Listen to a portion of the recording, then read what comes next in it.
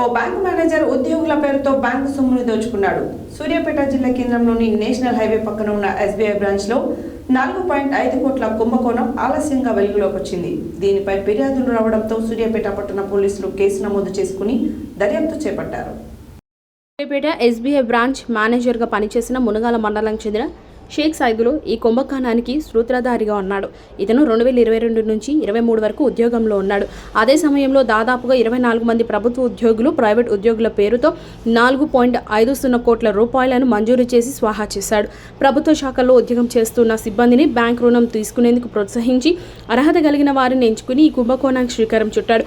అంతేకాకుండా బ్యాంక్ రుణం కోసం దరఖాస్తు చేసుకున్న సిబ్బంది అర్హత ఉన్నప్పటికీ సాంకేతిక కారణాలు చూపి అవసరమైన పత్రాలు లేవంటూ దరఖాస్తుదారుని నీకు లోను రాదంటూ తిరస్కరించి అదే అప్లికేషన్ ఆధారంగా చేసుకుని దరఖాస్తుదారుడి పేరు వివరాలతో నకిలీ పేపర్లను సృష్టించేవాడు.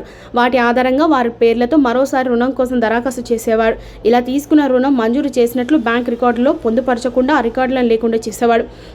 ఒక్కో దరఖాస్తుదారుడి పేరుతో కనీసం 15 లక్షల చొప్పున కాజేశాడు. ఈ మొత్తాన్ని తమ సొంత ఖాతాల్లో మలుచుకున్నాడు. ఉద్యోగుల పేరుతో బ్యాంక్ లోన్ తీసుకుని తనకు సంబంధించిన ఖాతాల్లోకి మలుచుకున్న బ్యాంక్ మేనేజర్ సైదులు గత సంవత్సరం బదిలీపై హైదరాబాద్లోని సిసిసి కమర్షియల్ క్లయింట్ గ్రూప్ మేనేజర్గా ట్రాన్స్ఫర్ అయ్యాడు. అయితే తాను తీసుకున్న ఈ రుణాలకు ప్రతి నెల ఈఎంఐలు కడుతూ వస్తున్నాడు. కానీ 2024 ఫిబ్రవరి నెల ఈఎంఐ చెల్లించకపోవడంతో ఉద్యోగులకు బ్యాంక్ నుంచి నోటీసులు అందాయి.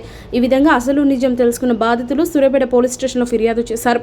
కాగా సైదులు రామంతపూర్ ఎస్బీఐ మేనేజర్గా కలిసి ఇదే తరహాలో మోసం చేసి 2.84 కోట్లు, సికింద్రాబాద్లో వెస్ట్ మారేడుపల్లి బ్రాంచ్ నుంచి 9.50 కోట్లు దోచుకున్నట్లు సమాచారం తెలుస్తుంది.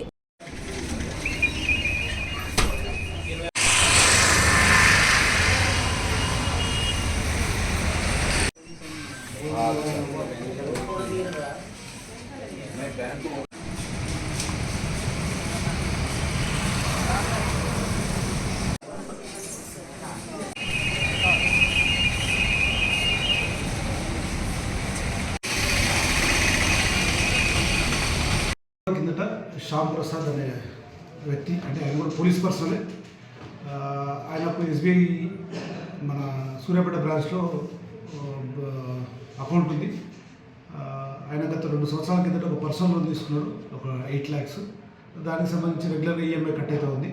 ఈ మధ్యలో ఈఎంఐ అనేది డబుల్ మొత్తంలో కట్ అవుతుంది అని చెప్పి బ్యాంకుకు పోయి ఆరాధిస్తే ఒక రిక్వెస్ట్ ఇచ్చాడు, వాళ్ళు క్లియర్ చేస్తామని చెప్పారు. బట్ సెకండ్ మంత్ కూడా అదేవిధంగా ఈఎంఐ కట్ అయ్యేసరికి ఆయన పోయి ఆరాధిస్తే ఈయన ఎప్పుడైతే మొదటి లోన్ తీసుకున్నప్పటి పత్రాలను అట్లే పెట్టేసి ఈయన ఫోటో కాకుండా వేరే వాళ్ళ ఫోటో పెట్టి ఈయన సిగ్నేచర్ ఫోర్జరీ చేసి 15 లక్షలు ఇంకొక లోన్ శాంక్షన్ అయినట్టు ఆయన పేరు ఉంది.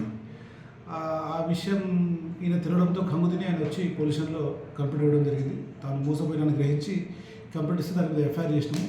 ఆయనతో పాటు ఇంకొంతమంది వ్యక్తులు కూడా మోసపోయారని చెప్పినాడు.